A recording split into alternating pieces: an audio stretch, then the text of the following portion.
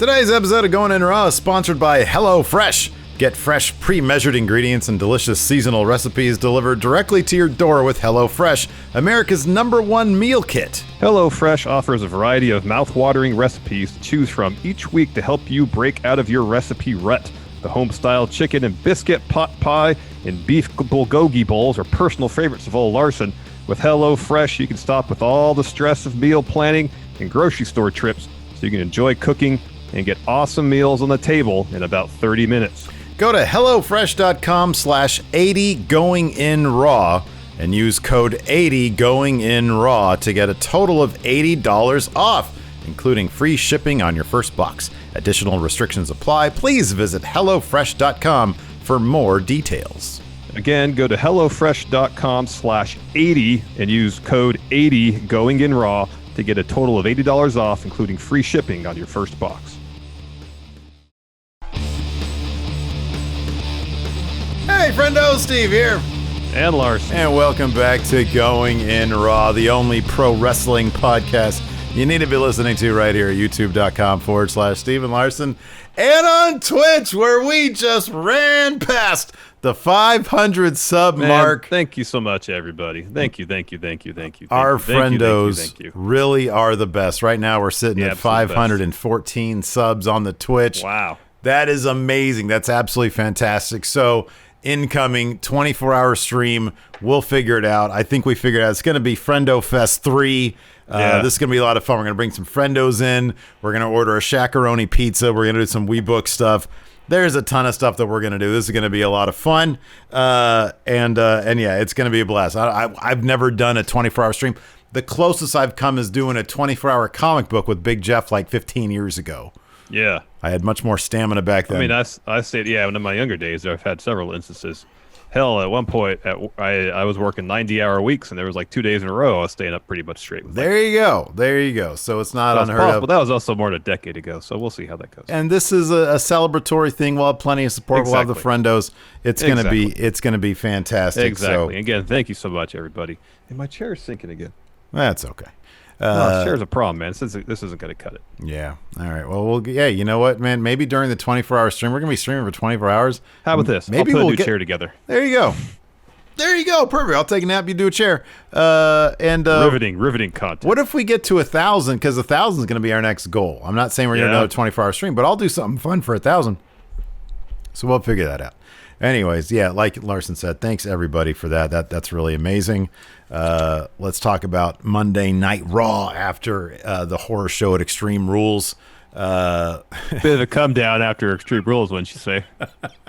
Yes, I would, and not just because you're saying that from a sunken chair. I don't know. I thought Raw was actually kind of fun tonight.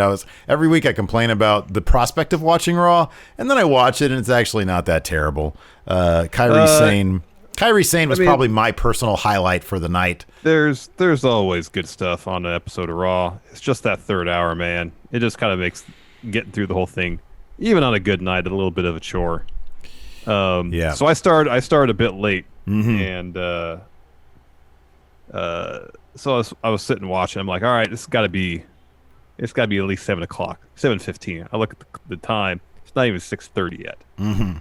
You know, just knowing you got that third hour there to sit through. Yeah. It can sometimes make an episode of Raw a bit of a chore, a bit of a task. But yeah, there's a lot of good stuff in here. They seem to be. We saw Shelton Benjamin become a champion, join Hurt Business. The more Shelton Benjamin on my TV screen, the better, as far as I'm concerned, because he's fantastic. I marked out so hard when he booted R-Truth and got the win there. That was right. And the fact that he seems to be actually a part of this faction, Hurt Business, which is a great name. I need some T-shirts, maybe MVP Lashley and Shelton in like suits and ties or something, like Godfather silhouetted maybe. I don't know. Man, yeah, I love that. I thought that was really great. Mustafa Ali, he's back. He looked phenomenal. He is jacked. Yeah, he's jacked. He posted some pictures on his Instagram, dude. Like he put on 10 or 15 pounds of muscle, man. Pure muscle. Man, jacked. Yeah, jacked. And then, Kairi Sane. So, of course, in News Brief today, we talked about that apparently, I think it's PW Insider, said that her time in WWE is coming to an end today. It was supposed to be her last set of tapings. and then she got the win tonight. Yeah, and of course they did some foreshadowing on probably how they're going to write her off with Shayna Baszler being interviewed during that match.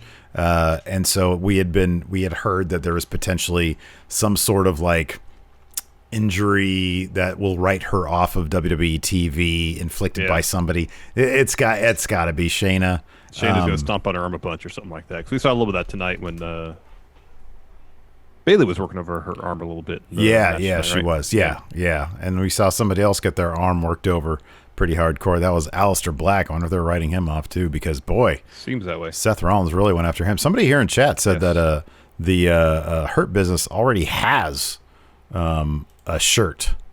So I had not seen that. I want to see. I'm taking a look right now to see if I can find it. Their shop is being kind of weird. Oh wow, they got an Isaac Yankem. Wow. Rookie year collection. They got like a bunch of vintage shirts here. Mean Mark Callis, Diamond Stud, Sexton Hardcastle, Terror Rising. These look great. These look really terrific.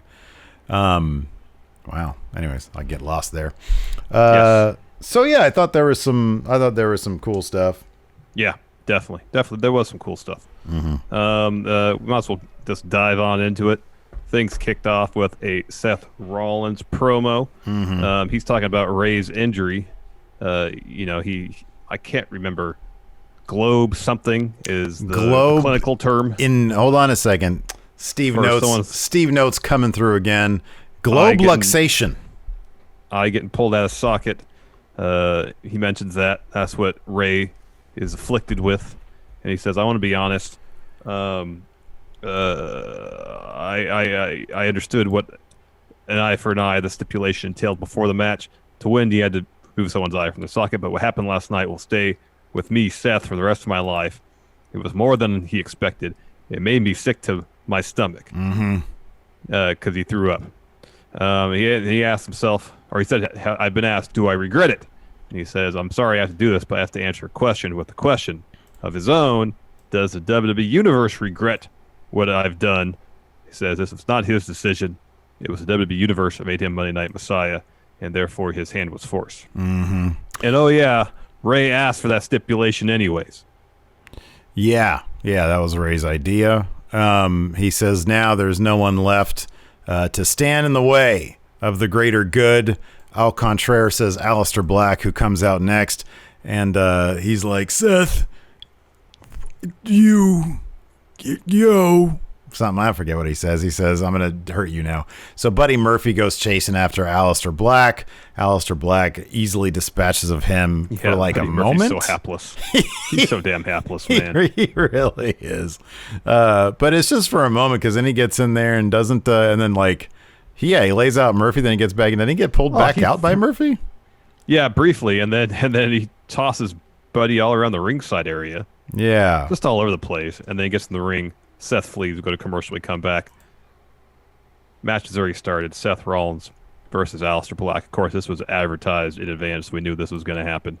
And Aleister was getting his arm worked over pretty good.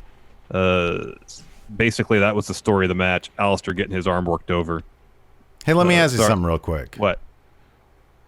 Am I missing something? What was the point of working over his arm in the first place? So they told. I think it was just a storytelling device in the beginning. I get targeting a limb, but why wouldn't he target his leg? His legs. I know. Well, I think it was an opportunity that presented itself because Seth ducked the punch. Aleister ended up hitting the ring post. So Seth just went after that. Yeah, you're right. It was opportunistic. And they did write it in later on because Aleister ends up hitting Seth with a black mass, and Seth lands close to the ropes. And so Aleister, with one arm, because his arm is so messed up, tries to bring Seth back over. And so and then Seth is able to just roll out. Buddy comes in. Well, the Buddy comes in before he can make the cover. Yeah, he eat like two black masses in a row. He eats one. Tumbles out of the ring, go to commercial, we come back. Aleister goes for another one on Seth. Seth hits him with a couple super kicks. He's like, Buddy, get up. And Buddy's like this. I could have seen announce table. He's out. Like the rest of the match was this Seth, whenever he found himself in a predicament, would target Aleister's arm to get himself out of the situation. Yeah. And in the end, This was actually somewhat surprising that was as clean as what it was. Yeah, so Rollins hits a stomp and then like takes forever to crawl over there. I don't know if it was Triple H, Booker T long, but it was pretty long. He crawls over there, gets the like a really weak, just sort of lay on him pin, and then he just gets the 3 count. Yeah, I don't know, man. Do you remember when Aleister Black? That's all I can think of, dude. All I can remember is Aleister Black was untouchable. It feels like it was yesterday, but it was over a year ago that he was untouchable in NXT. And this is not a good look at all. And this is only a second pinfall loss on the main roster. This is the only pin that he's taken. I think the other one was to AJ. So I mentioned on Twitter. Remember the AJ one? I think he lost to AJ, and he lost here to Seth. But dude, that's no consolation because he's just booked into the like. He was not booked tonight. Like that's the case. I foresee many more pins in his future. Yeah, I think it was Sean Ross Sapp said, this is only the second loss he's taken in a year, basically, and yet there was no mention of it. And how many? But I mean, my thing is, if you take out of the equation, jobber matches, enhancement matches. Take those out of the equation. How many televised matches has that actually been? Maybe a dozen and a half. Maybe. I mean, he's never placed in anything meaningful. Yeah, it's awful. And wins or losses. That's the real issue. He's never placed in anything meaningful. Except for the Seth thing, which he's actually just operating as Ray's proxy, more or less. Mm-hmm. The only real feud Aleister's had on the main roster is with Buddy Murphy. Mm-hmm. Yeah. And they just keep going back to it because those two guys can put on really good matches. They just keep going back and back and back and back and back to it. Yeah. But, I mean, it's like Aleister, he really hasn't grown as a character whatsoever. No. Hasn't been a real meaningful feud. Even the Buddy thing was a matter of really 2 matches. Buddy joined up with Seth, and they would just keep shoving them together. Mm-hmm. And like the whole room thing completely ruined his mystique even before he had one singles match on the main roster. Was the room thing, did that predate Heyman coming on as executive director, or had Heyman already come on? Okay, so he was in the room, and then everybody was like, oh, Heyman's an Aleister Black guy. Well, I never really saw that. I mean, we've never seen, and it's a shame because I really do think that he's got everything. It's just at this point, dude, he is treading into Bobby Roode territory in my eyes. Imagine Aleister Black, Tommy End in New Japan. I know. Yeah. Oh, my God. I know. Yeah. Imagine him in AEW. I know. Like, it's basically the sky's the limit for him. I know. He's got it all. He's really good in the ring. He's so fast. I know. He tells good stories. He's good on the mic. He has it all. He's got a really interesting look. His look is great. He's got it all. So after the match, Seth yells to Buddy, hey, get in here, attack Aleister. So Buddy's on him, ground and pound. Seth joins in. They toss him from the ring. Buddy tosses him around the barricades a few times. And then Seth slams Aleister's arm into the ring post, hits an arm wringer on the floor, and then Buddy kind of pins Aleister to the hood of the announce table, and Seth just keeps on slamming Aleister's arm against it repeatedly, asking him, when is enough? And then the hood of the announce table comes off. They lay Aleister on top of it. Seth stomps Aleister's arm on the hood of the announce table. So it seems like they might write him off.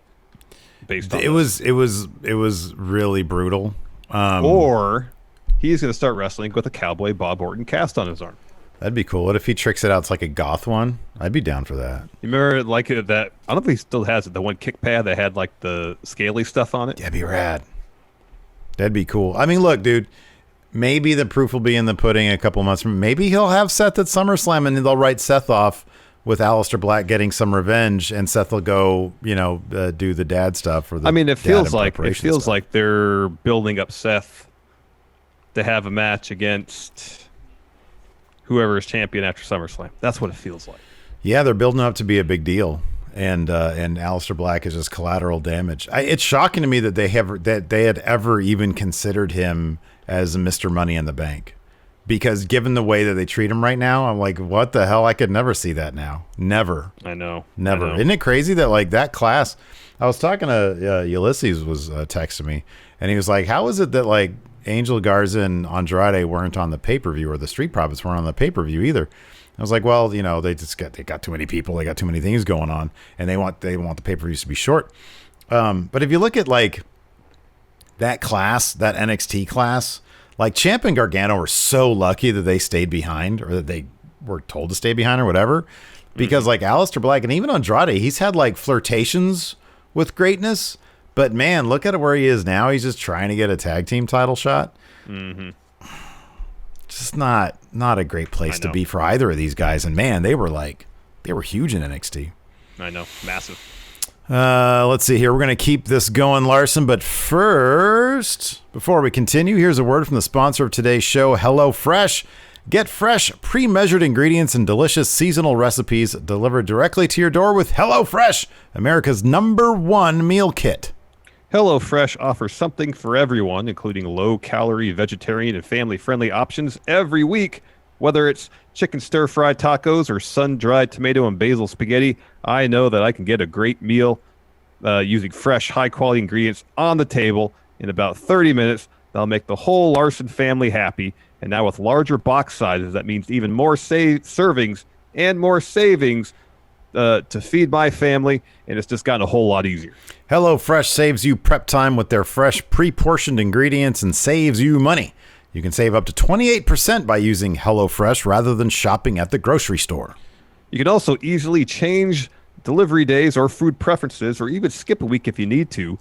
HelloFresh is dedicated to making fresh, delicious food available now more than ever, and has taken extra steps to keep its employees and customers safe. Go to HelloFresh.com/80GoingInRaw. That's the number 80 going in raw, and use code 80 going in raw to get a total of $80 off, including free shipping on your first box. Additional restrictions apply.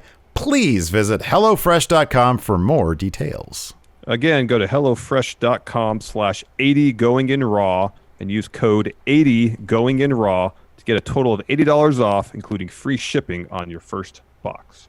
So after that, we had MVP and Apollo Crews. I did like a little recap of that. Mm-hmm. But Hurt Business was backstage, at least two members of the three.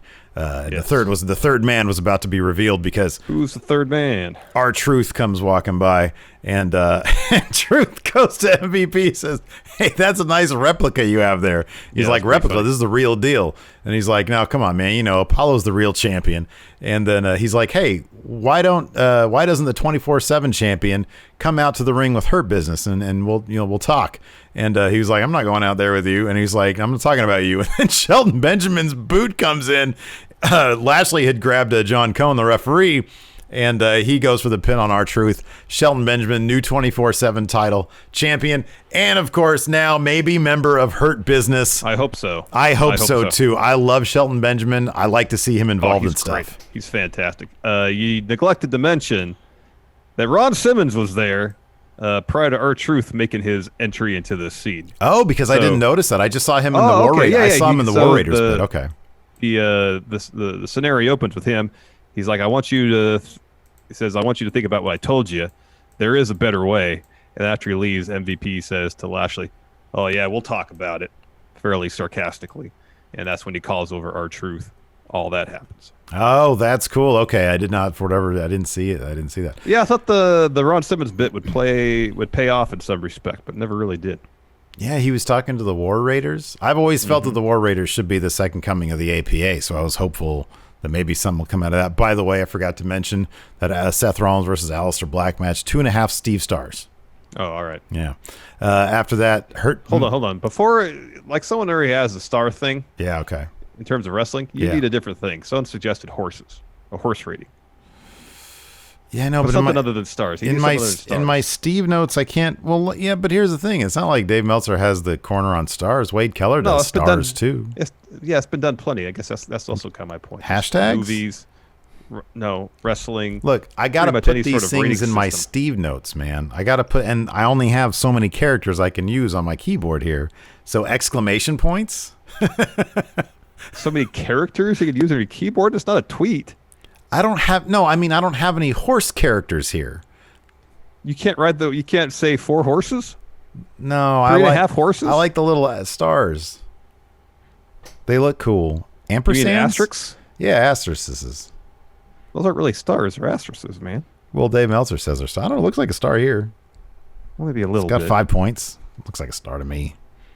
I mean, it's the commonly accepted star. How about have it be like a 2 sweet or a 2 good scale? 5 2 goods, 3.5 2 goods. That's a mouthful. 3.5 2 good. That's just too much. Well, because you're making it a mouthful. Stars. I think it's just an idea. I think it's something else. Anyways, next MVP comes to the ring as promised for a promo. He's there to remind everyone he's a new U.S. champ. It talks about a few weeks ago on Raw. Lashley ragdolled Cruz so badly that he chose to stay home and nurse his wounds rather than be the fighting U.S. champ he wanted to be. And MVP says, I don't make excuses. I make history. And once they get done beating up Ricochet and Cedric, 2 kids who just don't listen, they're going to go to the after party. This brings out Ricochet and Cedric. They're on the ramp. I was really hoping that Two Fly Crew would then ask where that party is, because it's probably a really good party. Probably would be. I believe MVP referred to Ricochet and Cedric as Dumb and Dumber. Ricochet says that reference hasn't been relevant since 2006, the last time you were relevant. And he says, you're in the ring holding a title you didn't earn. Calls him a coward. Mm-hmm. Ricochet says he's not a champ, just a chump. And Cedric says MVP's advice means nothing because they've won titles and they've done it on their own. MVP says, look at us, hurt business. We're all grown men. You're just a couple of kids who should be in catering. And MVP says since Cruz didn't show up, they get to pick 2 of the 3 hurt business members to face tonight. And Ricochet and Cedric say, oh no, we do have a partner. So I'm making the return to Raw. And it's Mustafa Ali. I am so sad you didn't just say, no, we've got a 3rd man, brother. This is Mustafa Ali. I'm a go Ali. Hard. Yeah, it was great to see him. I'm a go hard. It was great to see him. He maybe took some classes on internet addiction and thus has dropped the hacker gimmick, I'm thinking. So anyways, Mustafa Ali shows up. The faces all go into the ring. Super kicks to Bobby. Faces stand tall because Bobby goes running. He's really pissed. He goes running out there. They all give him super kicks. Yeah. They all run in there. Faces stand tall. They do a cool flippy thing where they just do flips and they land in the same time. So that was really cool. Of course, that led to a 6-man tag match. 3 Fly Crew versus Hurt Business. Give me a better name than 3 Fly Crew. Well, you have to get rid of the... somebody said this. Sorry. Tri Fly Crew. Tri Fly Crew. Somebody said that on Twitter. One of our friendos. I mean, 2 Fly Crew only works because there was a 2 Live Crew. 2 Fly, Tri Fly. No, it's all good. That was never their official name, anyways. They tried to get that started, didn't get picked up. Apparently, they never used that once. I'm so sad in a tweet. about that. It was in a tweet. But that's all. Hashtag in a tweet. Yeah, hashtag in it. That's all kayfabe though. I don't know, man. Samuel Brankowitz said Tri-Fly Crew. Okay. Try-Hard Crew. You know, I'll be honest with you, though. Being an old guy myself, I was kind of on MVP's side on this one. He was like, you're just a couple of kids. And I was like, I'm like, yeah, you're right. There are the 3 grown old men in the ring. That's who I would roll with. I really do appreciate that MVP's motivation is like, there's me, there's Lashley, and now Shelton Benjamin. All highly decorated veterans. You should want to sit under our learning tree and be mentored by us because we've done so much in this business. Yeah. That motivation is completely understandable. Who wants to hang out with a couple of 20-year-olds anyways? Well, they're probably like closer to 30. They're all over 20, probably. Well over 20. They're probably all over 30. I think Cedric and Ricochet are both over 30. But yeah, still. I'm pretty sure they all are. Lashley and Envy, they're all the 40-plus club. Yeah, they're all pushing 40 at least, yeah. Pretty sure they're all over 40. And Lashley, if Lashley isn't over 40, the rest of them are. Yeah, probably. Yeah, that's my crew right there. I don't want to sit around watching TikTok. Lacey does that, though. She's 40 crew, so I don't know. Anyways, this is a fun enough match. There was some good Shelton Benjamin killing Cedric with some chops. Lashley got in. He killed Cedric, too. He had a spear in the corner. That was awesome. Man. MVP came in, murdered Cedric with a boot, a ball and elbow, which is, I think that was the move that I was like, I'm not watching wrestling anymore. It took that one ball and elbow move for me to quit watching wrestling until CM Punk had his pipe bomb. So anyway, Cedric got murdered, but eventually Ricochet and Ali, they got tags in during commercial. So like, I know this is a thing of yours, isn't it? When the momentum changes during a commercial break. I don't like that, but at least we got to see it. And that knee that Shelton gave to was rad. That was great.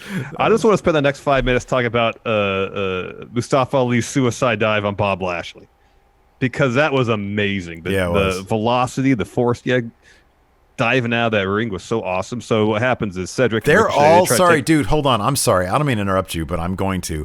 In chat, they're claiming that Lashley's 44, MVP's 46, and Shelton's 45. All right. Those guys are like years older than us.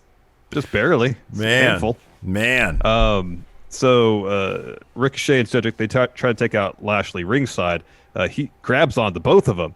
And then you don't expect it, but Ali just comes flying in from the right side of the screen, just takes out Lashley, sends him on the announce table.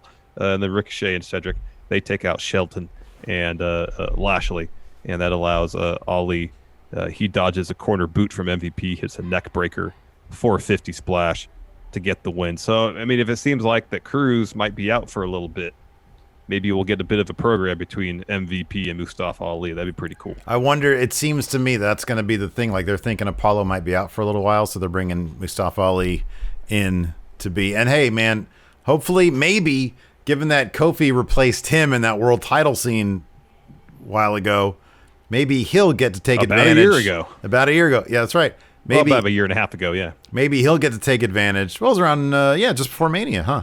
It was the Elimination Chamber, yeah. God, April was 3 months ago. That's crazy. I know. Maybe he'll get to take advantage of this opportunity. Maybe we'll see Mustafa Ali with the shiny new U.S. title. That'd be pretty cool. That could be pretty neat. I gave that match 3 3/4 stars, ampersands, percent signs. I don't know. They're stars. They're stars. Anyways, what? Yeah, go ahead and look. Yeah, I'm looking on the keyboard. 3 3/4 You don't want to type a word, do you? No, I don't want to type a word. I like the little symbol. After that, we had. I mean, if I could use emojis, that'd be cool. Oh, what emojis would you use? As long as it rolls off the tongue. 3.5 thumbs up. 3.5 money bags. After that, that's actually not a terrible one. After that, we had a Randy Orton promo. This and Big Show's promos were really good. I thought especially... They were really good. Big Show's was so long. It was long. I really liked it, though, man. I was captivated right there. He's been taking the acting classes for that sitcom of his. Yeah, it was good. It felt like it went on forever. So Randy Orton was wondering about the past. He's like, but not about evolution. Not about, oh, go ahead. Hold on a second. Anthony suggested 3 horses and 3/4 of a stack. How about stacks? That can be your... Okay, I don't mind. Metric. Stacks is that's a great word. What would be the visual symbol of that? It could be an emoji. I think there's a stack of money emoji. There you go. Stacks. I'll give it some thought. I like that. Steve Stacks. I like that. That's not a bad one. Hey, look, this is a collaborative effort. We all love each other. Randy Orton says, he's like, I've been wondering a lot about the past, but not what you think I'd be wondering. I'm not thinking about when I joined Evolution. I'm thinking about the moment where I basically murdered Edge with a chair. He says, I thought my friendships were etched in stone, but the only moments that give me satisfaction anymore is when I stood over Edge 2 times and when I stood over Christian, and I'm going to enjoy punting Big Show and ending his career. He talked about just how much the Fiend, not the SmackDown guy, but the Fiend for legend killing has him gripped, man. Yeah. He's all about it. It was really good stuff. Not grit. Grip. Gripped. Not grit. Gripped. Then we get a quick little bit of Ron Simmons talking the Viking Raiders backstage. Again, that never paid off in anything. Yeah. It's always cool to see Ron, but I love seeing Ron, but let's get some payoff there. Didn't pay off. Exactly. Absolutely. Then we got a Big Show, basically career retrospective. Mm-hmm. Yeah. In case you'd forgotten who the Giant was, who the Big Show was. Well, let us remind you. Dude, why didn't they just show like a vintage match of him in the the monster truck? But here's the thing, like they mentioned his accomplishments, they never mentioned that thing that he was a former world champion. They said Intercontinental U.S. Tag Champion. I didn't notice them ever say something like, and former world heavyweight or WWE champion. Oh, I didn't even really pay attention to this because it's like a video package. So I was like, oh, what do I care? But that's interesting if they didn't, huh? Mm-hmm. Wow. Mm-hmm. Yeah, he won the big gold belt, his first like pay-per-view match or whatever against Hogan. In WCW, I mean, like even in WWE, he's a really decorated champion. He's won, I believe, both the WWE and the World Heavyweight Championship. Yeah, that's all true. Oh, yeah. Duckman says they mentioned it. All right, I missed that. Oh, okay. Just missed that. Yeah, that'd be weird. Maybe they referenced that at a different time, and then they listed off his other accomplishments. Yeah.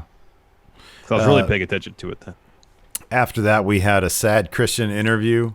Yeah, he was really sad. And immediately he just starts cucking out for Orton. He's like, oh, yeah, Orton, he's the best probably ever. And God, I just want him off my screen. Joe was like, hey, Christian, do you think this could be a trap for the Big Show? And Christian's like, well, Big Show has people in his corner. I'm assuming he meant metaphorically. He was like, and I can't wait to see the Big Show knock out Orton. Christian evidently doesn't pay attention to Monday Night Raw because that was never going to happen. After that, I'm also sure these weren't his own words. They were probably written for him. Okay, brother. So you really can't hold it against Christian too much. I can't. Performance-wise, I thought he was fine. He was a broken man at this juncture. He won that so one pathetic. last match. Just you don't like Christian. You never have. I You're think gonna he's hold it against great. him regardless. How about that? I think he's great. No, is he a Hall of Famer? Nope. Yes, he is. By the WWE's criteria, yes. By my criteria, no. You know who is a Hall of Famer? Bianca Belair. She was next. She explains the gist of being the EST. She talks about, she's like, on the other hand, we've got the thirstiest team in the locker room. The Iconics. Peyton rolls in. She calls her the nosiest and dumbest for sticking her nose in their business.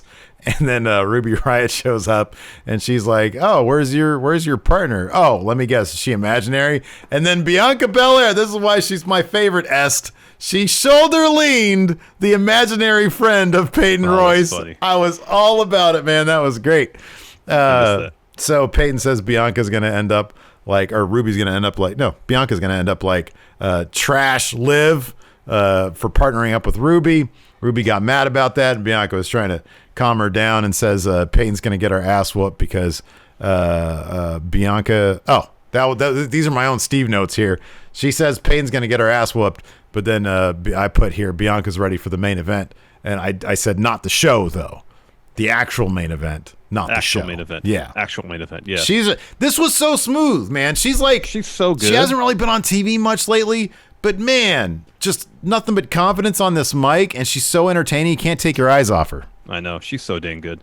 We get Peyton Royce versus Ruby Riott next. It's a pretty short match. Peyton Royce dominated pretty much 90% of it. Mm-hmm. She goes up top, misses on her high flying move.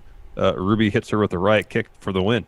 That Riott kick was maybe 85% of the offense that Ruby got in the entire match. Yes, it was enough to win. Yeah, that's correct. I gave it 2.5 stars because told a little good story there, a couple moves here and there. I like both. I like both these people. Peyton Royce was talking trash about the whole Liv Morgan situation, so they're trying to advance that story. You know, the crappy thing though is I'm not sure how many more times we're going to get to see Peyton's awesome finisher. I know, it's so good. It's so good. It'd be a real shame if we never got to see that again. Maybe she'll have a match with Bianca next week, and she'll cheat to win, and she'll get that finish off. I'd be down for that. After that, so there's an interview with Zelina Vega and her guys, and she claims the Street Profits are in hiding. And no, they weren't because they attacked. This was awesome. I like when good guys show a spine, and they came in, and you just hear Dawkins saying, "We're not hiding. We're not hiding. We're right here. We're right here. We want the smoke." Yeah, and that match was next. Fun match. I was kind of surprised by the outcome, somewhat. Because how often do they have a non-title bout between challenger and champion, and the challenger gets the W just to motivate a title match down the road? Yeah. That didn't happen here, despite the fact that Andrade and Angel Garza were working really well together. Yeah. They had no issues whatsoever during the course of this match. No issues, and they didn't really seem to sweat the loss. No. Garza, like Zelina did, but they didn't. Garza's pants came off almost immediately as they got sort of the jump on this match. Let's see here. That great plancha that Montez Ford had out to Andrade was pretty great. Man. That dude gets so much ridiculous air, and then we could talk for 5 minutes about that frog splash, the height, the change of direction. I'm so glad that like they focus so closely on that. Like they always give you a really super slow replay because that dude gets up so high in the air, it's insane. Yeah, the full 180 change of direction. So he's landing the opposite way that he normally does. Plus the height he got. I want some Taz notes on Montez Ford. Oh yeah, technique by Taz. Technique by Taz. So the finish, Street Profits, they look for their finish. Andrade escapes, pushes Dawkins in the rope. That knocks Ford off his feet. He gets the tag to Garza. Garza runs over there. He's looking for a superplex on Montez. Montez fights him off, hits an incredible frog splash for the win. And then after an Asuka-Sasha recap from Extreme Rules, we see Andrade and Angel backstage. Andrade's telling Angel to tranquilo, relax, calm. Yeah, like, hey, we've got this under control. It's a loss. Like, he had a cool head about it. But then Zelina Vega comes rolling in there, starts yelling at them. Yeah, so now there's another situation I got to fix. And they tell Zelina, hey, we're on the same page. Mm-hmm. Let's not worry. This is a good point, man. M. Stevens is all on my my Steve stacks right now because he also mentioned that, like, mid-show, I actually changed the Seth Rollins match, the stacks from like 2 3/4 to 2.5. And he's like, wait a second, you graded that wrong, or you talked about it wrong. I didn't even grade this match, the Street Profits one. Pretty quick match, but cool frog splash. 2 3/4. 2 3/4 stacks. All right. So what's your criteria again? So, no, you know what, man? It's honestly, like, I gave you static about this before. Be completely honest, this is an evolving situation. I'm going to evaluate the specific math behind these all right now. Look, I'll be honest with you. I'm going off gut. I'm not sure the greats, the Meltzers, the Kellers, I'm not sure they sit there with actual, like, lists of criteria to dictate what's that stars. Notepad that Meltzer has in his hands for? He's just writing down moves. He's writing down his Larson notes, which is move, move, move, move, move. 7 pages tonight, by the way, I think, for me. Steve notes were 5, cinco. It's an efficient system I run here, Larson.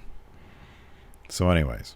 But no, for one thing, like, all these matches are missing a star because there's no fans. It's like half star for the PC recruits, especially I think it was Booge, who was like yelling "I" for, like, he was like really giving Seth the business. Yeah, there was somebody that was just very vocal throughout the whole show. I think it was Booge. Like, if I were to take a guess, it'd be him. Yeah, somebody needed to come on and tell that guy to calm down. Although I did think it was hilarious when Dolph Ziggler was talking to Drew McIntyre about the stipulation, and you hear "eye for an eye." Yeah, that was pretty funny. That made me laugh. I'll be honest. That was pretty funny. That popped Steve. Next, we got Bayley and Sasha coming down the ring. The crowd's booing them. Bayley tells them to show Sasha some respect. Sasha says, "It's all right. I got this." A lot of people have been talking about her, accusing her of stealing the Raw title. They either have a bad memory or a low-def television. Should have made a real player reference there. Says, "I actually fought for this title, unlike Asuka, who was handed it to her by Becky." And she says, "The ref couldn't continue after taking the green mist from Asuka, so someone had to officiate the match." And Bayley says, "I'm a role model, so I had to do the right thing. I had to put that jersey on and count the pin." Sasha says, "I'm boss, I'm blueprint, I'm 2 belts bank, and now that I have all the gold, now that they have all the gold, we're going to celebrate. This brings Asuka and Kairi to the ramp." Asuka says Sasha wasn't ready for Asuka. That is her title. And then Sasha dares her to come get it. And Asuka's making a move. Stephanie McMahon shows up at the Tron. She says, "Hey, congratulations, Sasha and Bayley. You're tag champs. Bayley, you're SmackDown champ. Sasha, you didn't win last night. Neither did Asuka. So we'll have a title match next week. And if you're disqualified, if you are counted out, or if Bayley gets involved, you lose and you lose the title." But like, where is, like, Asuka didn't lose the match, so that belt should be hers. It's like a draw, essentially. Yeah, I agree with that. So that should have been a situation where Asuka got her belt back. Yeah, but there is nobody there to enforce that. That's the problem. That's kind of what feels like wonky, I guess. Maybe all those years of, like, the Authority showing up and like doing 20-minute promos to start the show. Now it just feels lawless. Yeah. And that was sort of tonight. It was like, well, there was nobody there. There was no Triple H or Stephanie in the middle of the ring to say, Sasha, hand the title back over because you're being ridiculous. Yeah. So, yeah, I like this. Isaldis here in chat says Stephanie came in with a Matt Chat question. It totally looked like a Matt Chat question. I was actually kind of disappointed when I saw Stephanie's head. I was like, okay, wait a second. Are they going to do, is it going to be like a match at Evolution 2? So they're going to do that? Because I feel like every time Stephanie shows up, I'm like, Evolution 2 is going to happen? Yeah, no. Which, hey, they might do Sasha Bayley at, if they don't do it at SummerSlam, maybe they'll do it at Evolution 2. I mean, that's a pretty big match. That could be a main event. Yeah, that would main event, yeah. Mm-hmm. So after that, we had Kairi Sane versus Bayley. Yeah, this is great. Kairi out of commercial. So they come back from commercial and the match has started. Kairi Sane she's just chopping the crap out of Bayley's chest coming out of commercial. She does a fake out one, gets a roll up. Only 2 on that. Let's see here. Bayley attempts to suplex Kairi out of the ring. Kairi gets out of that. Axe kick. Kairi had like a lot of great offense here. There is a stomp to the back on Bayley. Bayley rolls out. Then we go to commercial. They have a new show called the Bradshaw Bunch. Now they're giving the Crisley treatment to Terry Bradshaw, Larson. It's him and his family. This might have been good 15 years ago, but he's too old now. Yeah. He's like really aged. Yeah. Using that was that called Failure to Launch, that Matthew McConaughey movie? That was like 15 years ago, yeah. Yeah, that was really the perfect time. That would have been great then, yeah. Anyways, after that... You said Bradshaw, I thought it was JBL. I thought he was getting a reality show. I would watch that. That would actually be good. During the match, so we get back to the match. During it, Shayna is watching, and she gets an interview. And they ask if she has a vested interest in the match going on. She's like, yeah. She's like, come on, I've beaten everybody here, and I don't even have a match tonight. And in the end, she says, I have a vested interest in this match like a shark has a vested interest in like meatloaf or something.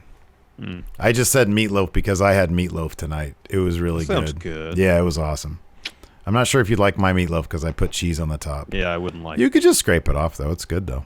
It might infuse its flavor into the rest of the meatloaf. Oh, it's just magnifique. Is it beef meatloaf or turkey meatloaf? Ground beef. Okay. Yeah.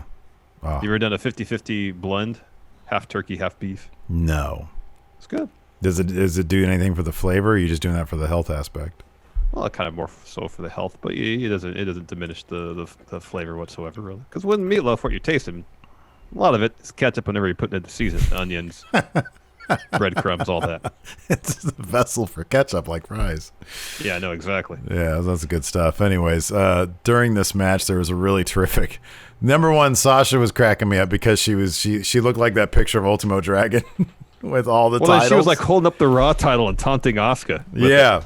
During the match too. And there was just a really terrific, like, anxious shot of her at one point, and I'm so glad they caught that on camera. It was really great. It was like all over Twitter as a GIF.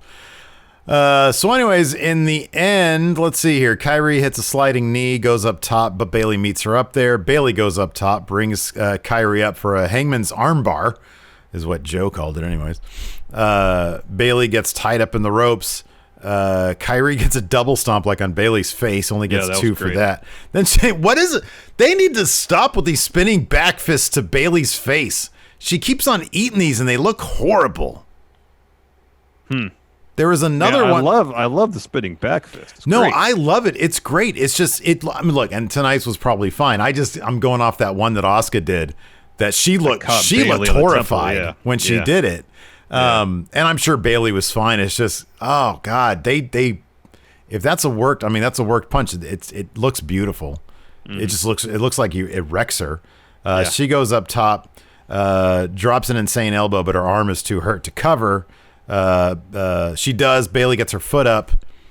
And then Kairi Sane runs into Bayley's knee. Bayley goes up, gets the elbow drop, and only gets a 2 on that. Bayley goes for a Bayley to belly, and Kairi Sane is able to reverse that into a roll-up. She gets the win. I gave this 4 1/4 stacks, Larson. Wow. Oh, I love this match. They gave Kairi Sane a win, kind of probably on her way out. Unexpected, terrific, just terrific. Yeah, I missed the end of this match because I was tending to family stuff, but I'll have to go back and check it out if you rate it so highly. Oh, it was terrific. I really loved it. I had to step away kind of right about as the Shannon interview was happening, so I missed the whole last 10 minutes. And Kairi on the way up the ramp next to Asuka, she looked emotional. I sort of whipped up an initial thumb. I'm not sure if I'm going to use it or not, but Kairi Sane posted a picture on her Instagram of her head just sort of in her hand, obviously either pretty overwhelmed with emotion backstage. Mm-hmm. Man, what a great thank you to send her out. If that's the case. Yeah, totally. Usually, who's it mentioned here in chat? Usually, when you're on your way out, you go out with the L. You do the favors, brother. Yeah, and the fact that she apparently is going to get a win. Yeah, Dingham Q mentions that. Getting a win. Of course, next week, assuming there's 2 episodes of Raw shot today, which I don't know if that's the case, I'm assuming because they're doing every 2 weeks. She could make an appearance next week, potentially. And then they could maybe write her off. If she is, in fact, done. Yeah, that remains to be seen. Yes. But yeah, this win tonight, it really kind of feels like something's out there, and then with the picture and everything, kind of feels like something's up. After that, Drew is going to be on his way to the ring. He gets a quick interview. We're like, what are you doing, Drew? And he's like, I got some stuff to say about my future. Yep. So he does. This is going to be fun to talk about. So he comes out there and he drops a promo. He starts talking about how Dolph almost had him, and he says, but there's a but. He said, but almost doing things is the entire story of Dolph's career. That was great. He says, SummerSlam's coming up. I want a worthy opponent. I'm here to show the world. And out comes Dolph, I know. Says, I saw something you hadn't seen in a long time, Fear. Drew's like, I just beat you 24 hours ago. What do you want? Man, I like that Drew just wants to keep moving forward. He doesn't want to keep going back. He wants What's in it for him? Exactly. He let Dolph pick the stipulation. He still won. He's got nothing left to prove to Dolph. Dolph back of the line. So he was so convincingly annoyed with Dolph Ziggler tonight. Yes, it was great. He was like, "You're starting to embarrass yourself. Just bugger off." Oh, yeah. So says, you want a dismissive. match? The answer is no. And Dolph is pleading, making his case, just being super annoying. And then even more pathetic, Drew starts to leave. Dolph grabs him and he gets headbutted to shit. It was awesome. He says, one day you're going to learn.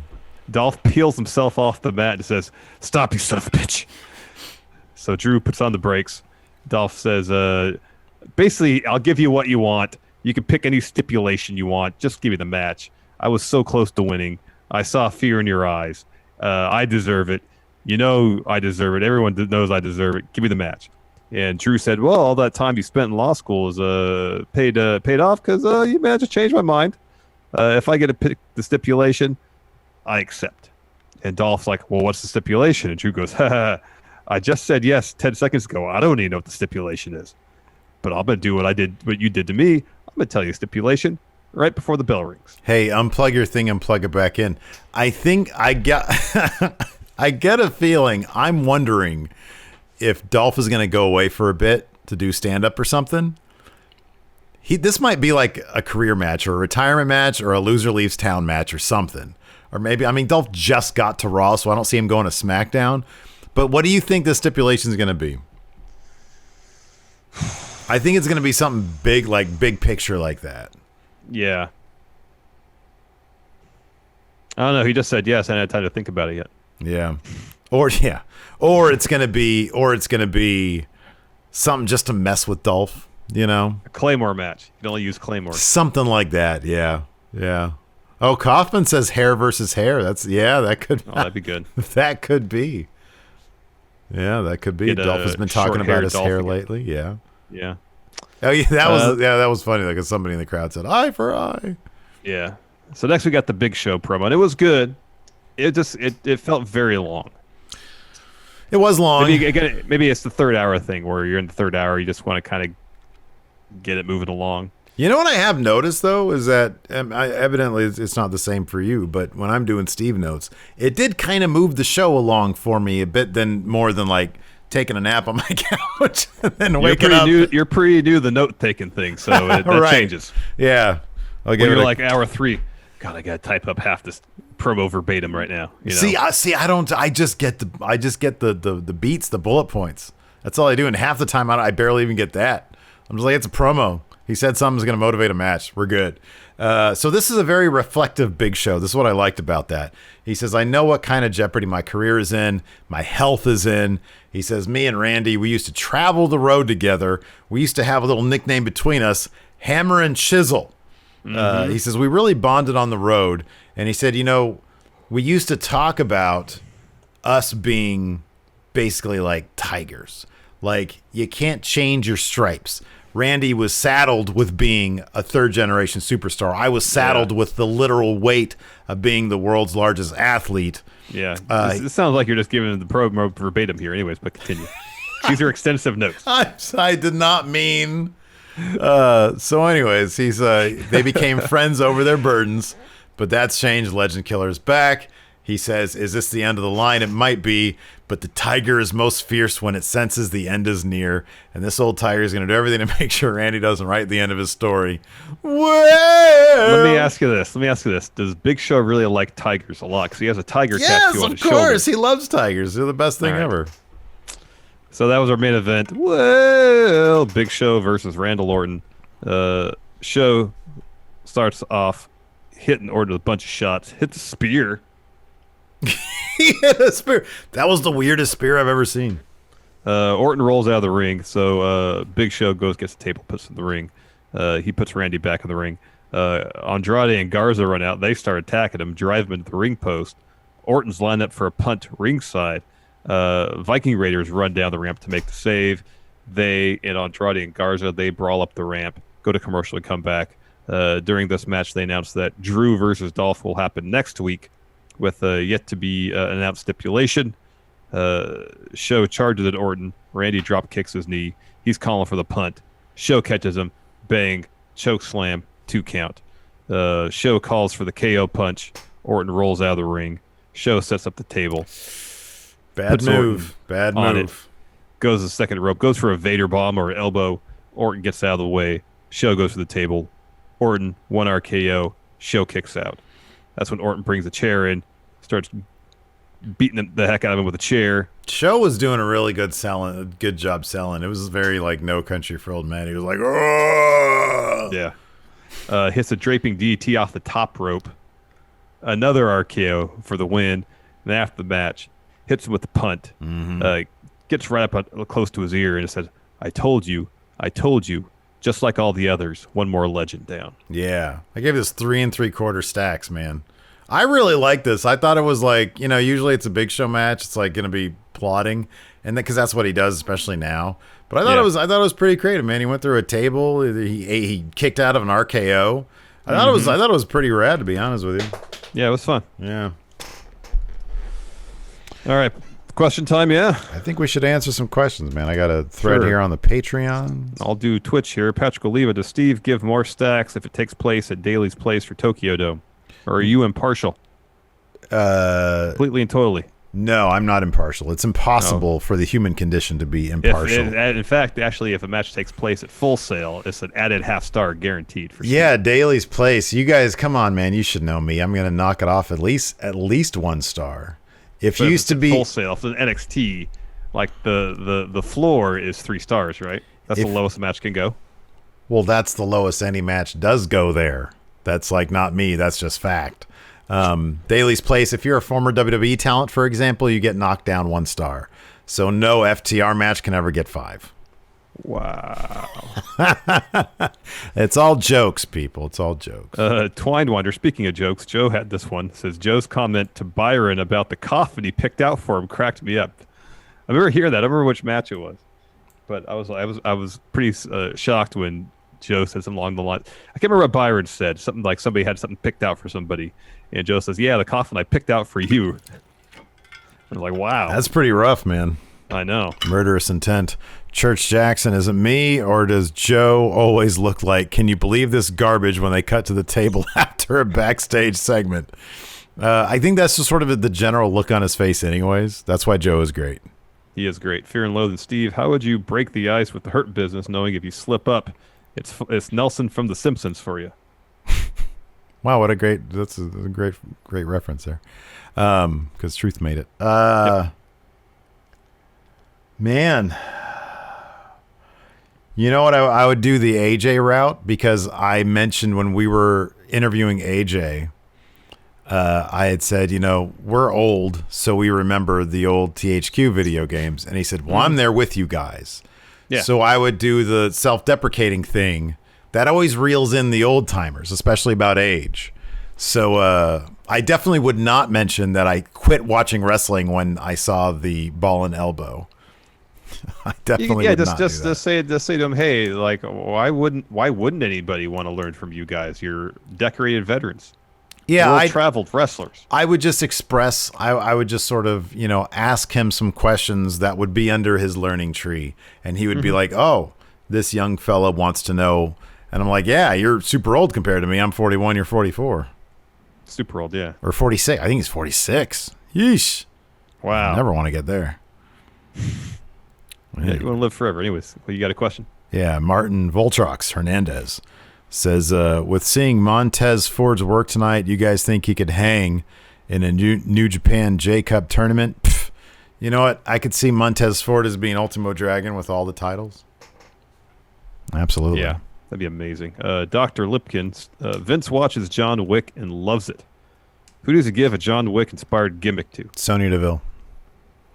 That's good. Karrion Kross. Yeah, that's sort of already like...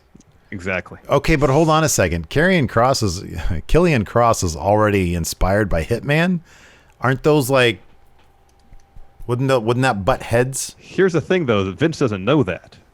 He doesn't know that. He doesn't know the Hitman reference? No.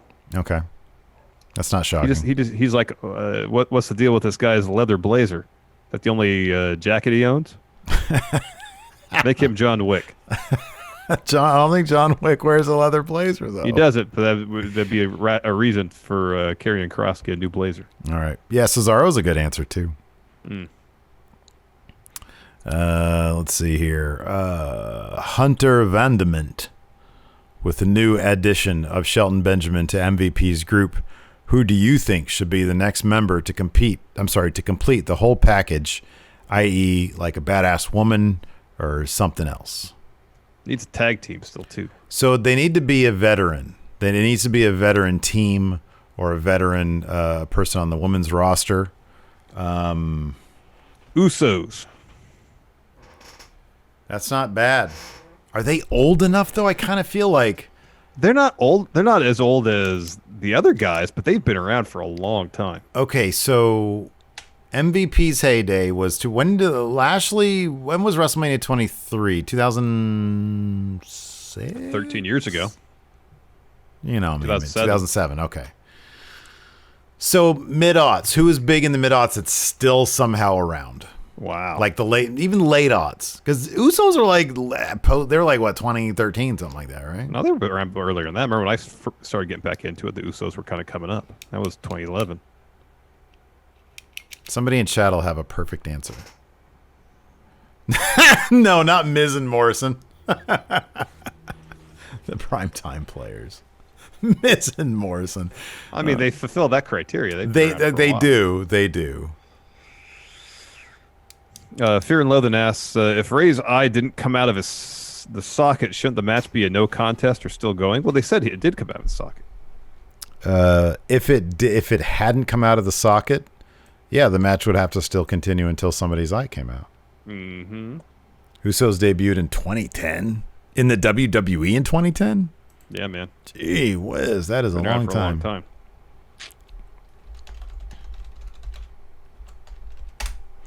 Let's see here.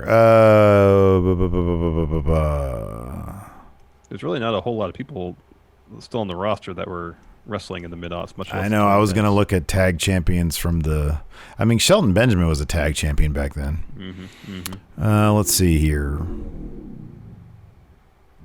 Oh, this is a good one. Moses supposes. Who should turn on their team member? Hey, dude, here's my question. Why does Ricochet still have that thigh tape on? That's got to be a rib. Right? That's got to be some joke or something. Yeah. Moses supposes. Who should turn on their team member and join MVP stable? Cedric Alexander or Ricochet?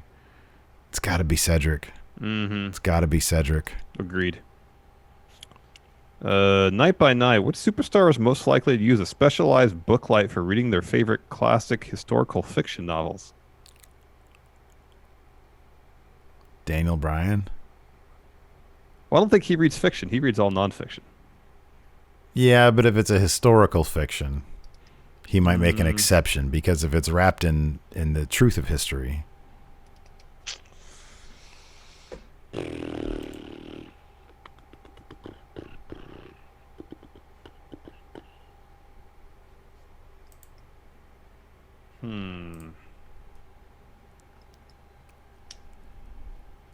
I don't know.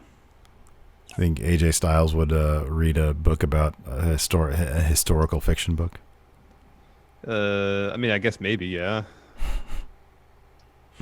Omega Advent, you guys are on a high-speed chase from the cops. What car are you driving? What song is playing on the radio? What's a really fast car? Like a Challenger? A Viper. A Viper. I don't want a car that I can't handle. Like, I don't want to go spinning out of control. It's a Viper, and we're listening to Randy Orton's theme song. I hear voices, so it's just on a loop. Okay, Mm-hmm. that's good. Let's see here. Oh, wow, that's a great question. I'm just trying to do something. Can we get a Logan situation with Orton versus Orton match, since he realizes he himself is a legend? Wow, yeah. A Rawgate situation. That's pretty good. I've destroyed all the legends. There's only one more. Let's see here. A list of World Tag Team Champions. O-Dog, you guys should check out Shayna from Raw Talk. It sounded very shootish when she mentioned she is in catering because no one wants to fight her, and the others are taking their time fake tanning. Wow. Yeah. That sounds cool. Jorge D, which legend do you believe that Randy Orton will punt next? Ric Flair. Yeah. I actually was kind of surprised that didn't happen tonight. How about these guys to join Hurt Business? Ted DiBiase and Cody Rhodes. I'm looking at all the champions from then. So April 2009, the Colognes were champions. Boy, they threw together a lot of teams. They did. Chris Kaufman, which wrestler makes the best meatloaf?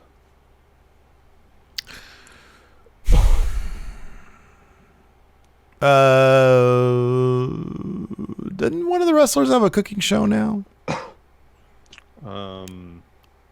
Renee Young does. Okay. Renee Young. I'm sure she makes a delicious meatloaf. Hey, you know who could join the Hurt Business?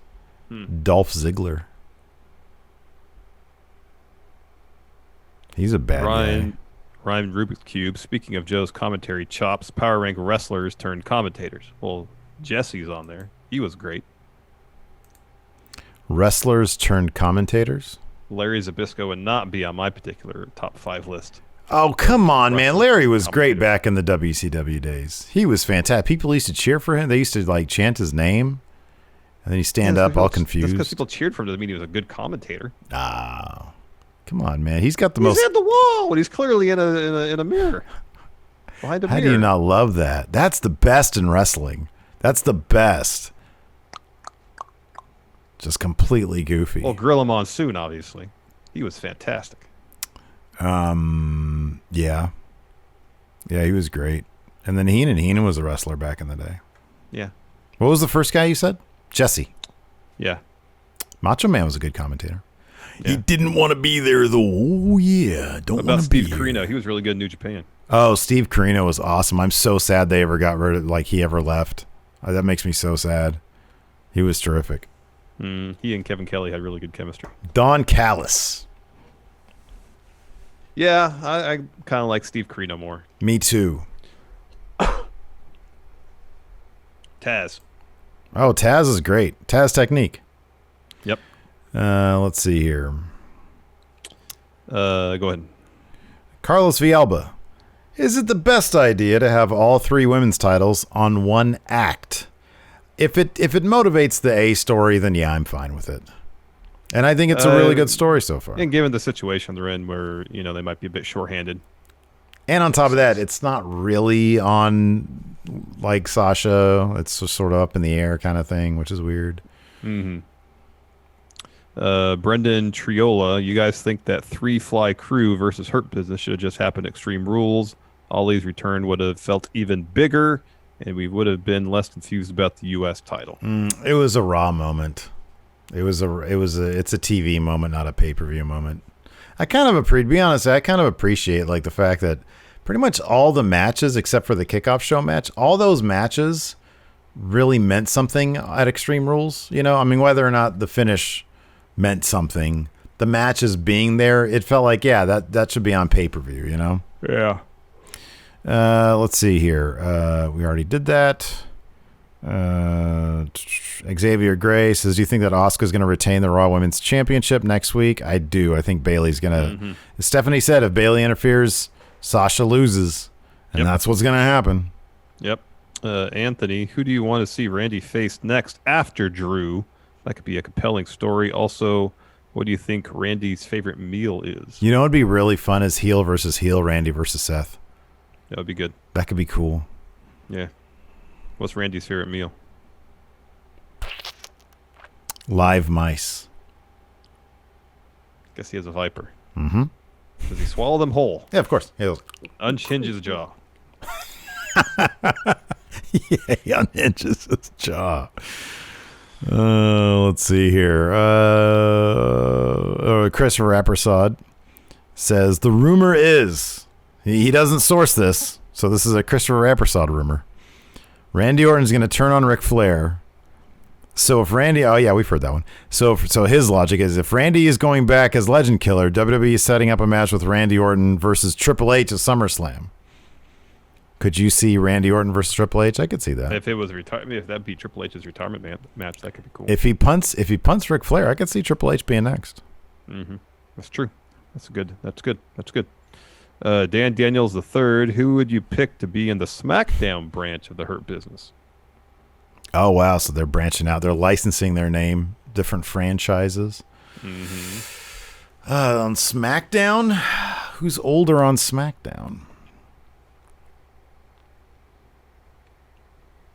Baron Corbin ponies up like a ton of money. God. I want to be Hurt Business. I want to be Hurt Business franchise. Like, okay, but it's like double the amount for this one. I have money. AJ. Cesaro and Nakamura.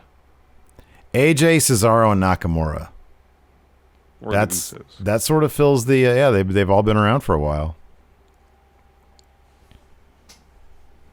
Yes. Let's see here. Thayer Thabata asks, is the punt a better finisher than the RKO? It's a more effective finisher. Yeah. Better, no. More effective, yes. Crossface Chicken Stain. Who actually benefited from the Heyman era? Angel Garza, maybe? Montez Ford recently said he owed a lot to Paul Heyman. Yeah. So you got to say the Street Profits benefited. Eddie Edwards benefited from the Paul Heyman era because he was being attacked by Ace Austin, and then the Good Brothers came in and helped him. Oh, all right, gotcha. They got fired by Paul Heyman. Gotcha. Who benefited? SmackDown, because AJ Styles went over there. But yeah, in terms of like guys, I mean, for a second, Austin Theory, I don't know what happened to him. Angel Garza for sure. Yeah, Montez Ford. Haha, Jackson said, guys, my dog just farted in my face. Is that worse than a Hogan heel turn? I'll be honest, I love when Gypsy farts. But in your face. I mean, I'd probably recoil and laugh. But proximity would be a lot of it, too. I mean, if it was like right there. Okay, number one, why would your face be that close to a dog's asshole? Maybe you're laying in bed, your dog gets up and does the turnaround thing, and when it's turning around, it just farts when it's really close to you. I'd laugh. I think it's the cutest thing in the world. But I mean, if like it was right here and you got their shit molecules in your face, I'd be able to turn around before I really anything was affected. Like if I'm just laying there, I hear oh God, you can get out of the way. Yeah, that's a lot better than a Hogan heel turn. The Bobby Shriv, Bobby could see Keith Lee making a mean meatloaf. Has it been established that he can cook, though? I mean, he looks like he can eat a mean meatloaf. He's a big dude. He's a big dude. What do you want? Jeez, fat shaming. No, he's amazing. He's amazing. Fantastic, yeah. The man is amazing. He also looks like he likes to eat. There's nothing wrong with that. Cross-faced chicken stain. I tagged you guys in a tweet of R-Truth trying to crack Shayna on Raw Talk. Favorite time the wrestler broke on camera. Oh, dude, I can't wait to watch that now. That's probably going to be great. I can't wait to watch that. Oh, this is a good question from Isoldes. My mom and sister find both your voices very calming. Power rank which books you would do for Audible. Wow. Dude, 1776? But I would give all the founding fathers like a Foghorn Leghorn voice. Good. I said the red coat's on the way. I'd probably read some like Brown Bear, What Do You See? Some children's books. Oh, there you go. In what voice? The whole idea is it's our voice. Oh, man. Probably Kenny Omega, I guess. Oh, that's good. Brown Bear. What do you see? You son of a bitch. I see son of a bitch looking at me. Oh, man. All right. I think we're good. Thanks, everybody, for tuning in. We appreciate it. Thank you, everybody on Twitch, for their subs. It really is. It really do appreciate getting over that 500 sub mark. It's pretty cool. Thank you so much, everybody. Onwards and upwards to the 24-hour stream, irregardless of how many subs we have tomorrow. Irregardless ain't a word, man. Regardless of how many subs we have tomorrow or the next day. They can't take away the 500 that we have right now. Exactly. This moment in time has been encapsulated, irregardless of what anybody says. Oh, word. Thanks for watching, everybody. Twitch chat, stick around. We'll maybe raid somebody if it doesn't seem like it's going to be too awkward. Till next time, we'll talk to you later. Goodbye.